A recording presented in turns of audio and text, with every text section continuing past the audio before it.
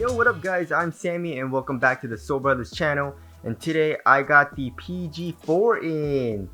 So this is the long awaited PG4 because I love the PG3 so much. It was an incredible shoe, and the first time I saw this I was like, I don't like it, and now that I got it in hand, I don't know, it's kind of growing on me a little bit, but you know, it's still not the best looking shoe. It goes for 110 bucks, and there are some really cool colorways coming out. There were some Gatorade colorways. There was this plaid colorway, which I also thought was pretty damn cool. But I believe those were like $10 more. Those were going for 120 bucks, I think.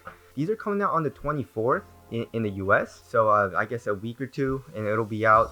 So yeah, these are my first impressions. I just got them in. I have not played in them. So let's get it started off with the traction. So as far as the traction goes, we have a mixture of, I guess, equal signs. So we got some equal signs that are perpendicular to each other, and then we got a circle within a circle, and then that inner circle is divided into 4 parts, I guess. And it's a very interesting traction pattern. It's kind of weird. The rubber is pretty damn soft, guys. It's a soft nub rubber, and Nike's been doing this, and I think they should definitely make the rubber more durable. And it seems like the nubs are just so tiny that it'll just rip off really easily. So durability does have me worried a little bit. As far as the overall traction goes, trying it on my wood floors, it seems okay. There's a little bit of squeak in the outer circle, and in the inner circle it seems like it's going to pick up a lot of dust and a lot of dirt. You know, hopefully it doesn't, but that's just what it seems like to me. And then for the outsole, we have a solid rubber on the inside of the outsole, and then around the perimeter of the outsole we have a translucent rubber. So you have more of it, you know, if you look at it from the side, it looks like it's translucent, but then overall it's solid, you know. So that's a good thing. Usually solid rubber performs better than translucent rubber on dust. The heel, you know, the cushion, this protrudes out a lot. Look at that. So not a huge fan of that. You know, it allows for a little bit more heel compression because the cushion does protrude out a little bit more, but not a huge fan. It makes the shoe feel a little bit bulkier than it should, in my opinion.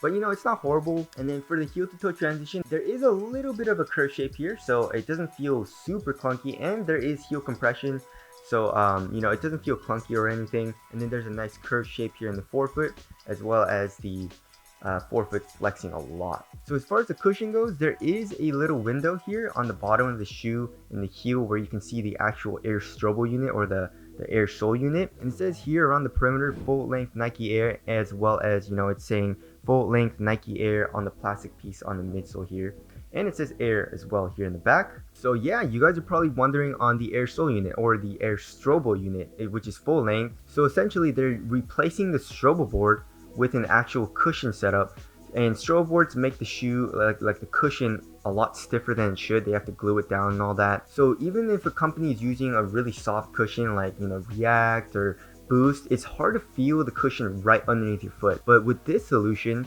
you can feel the air sole unit right underneath your foot, and it feels nice. So it's pretty different from Zoom. So Zoom, like they're both like plastic containers filled with air, you know. Zoom is bouncier, you know, it's a lot bouncier. It has a faster rebound back. The air sole unit is just soft, you know. It's a nice soft cushiony plush cushion right underneath your foot. It's a nice change of pace from, I guess, you know, full length Zoom strobo, because you know, having that Zoom unit like underneath your foot like the entire time, you know, when you're walking and stuff, just having that type of pressure on your foot, I mean, it's very comfortable, you know, don't get me wrong, but like for a long period of time, it can get a little irritating at times. But this, it just feels overall really soft. And then the actual foam is really soft.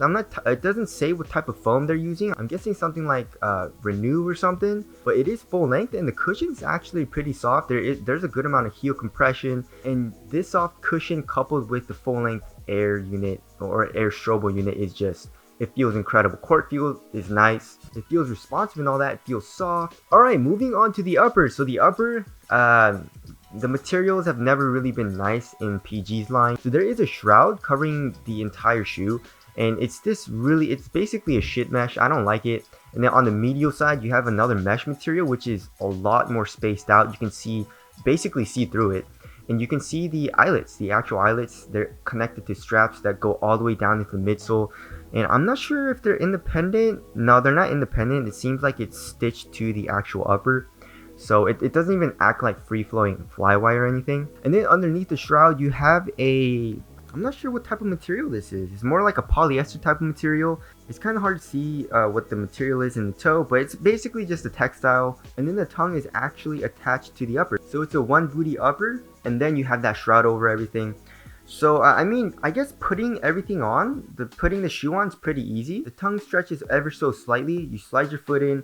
Lacing this shoe up is kind of annoying though. You have to put your fingers in through this shroud and then tighten the eyelets, which is not the easiest thing to do. And then once you tighten the laces, you can either zip the zipper up or, you know, leave it open.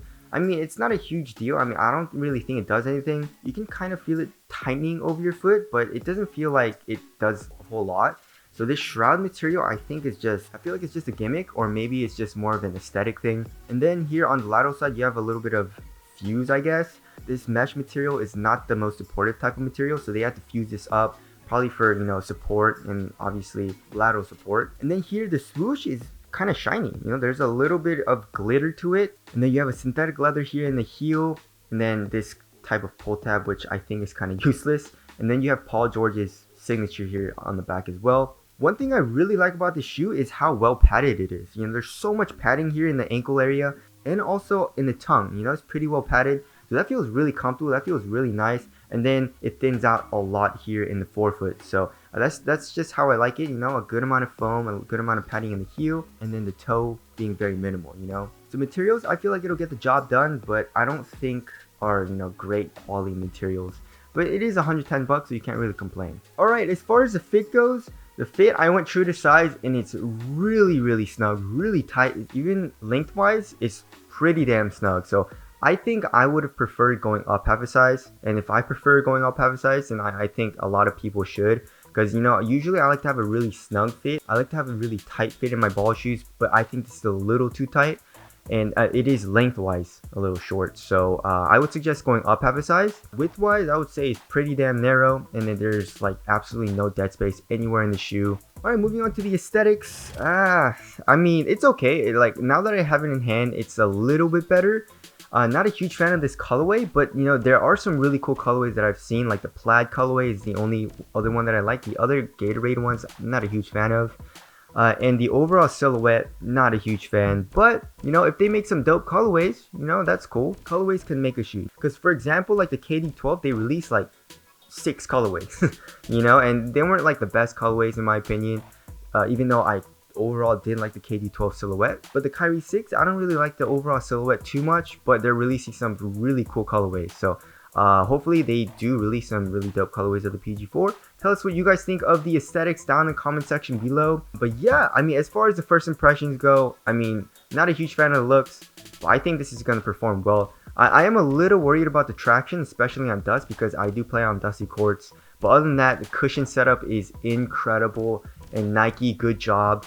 You guys are doing really well for, just put this full-length strobo unit in everything, zoom or air. And the materials, support and all that seem okay. You know, it feels like it's gonna get the job done. So very excited to put these on the court and play with them. But yeah, that's just my first impressions. Thank you guys for watching, and I'll see you guys in the next one.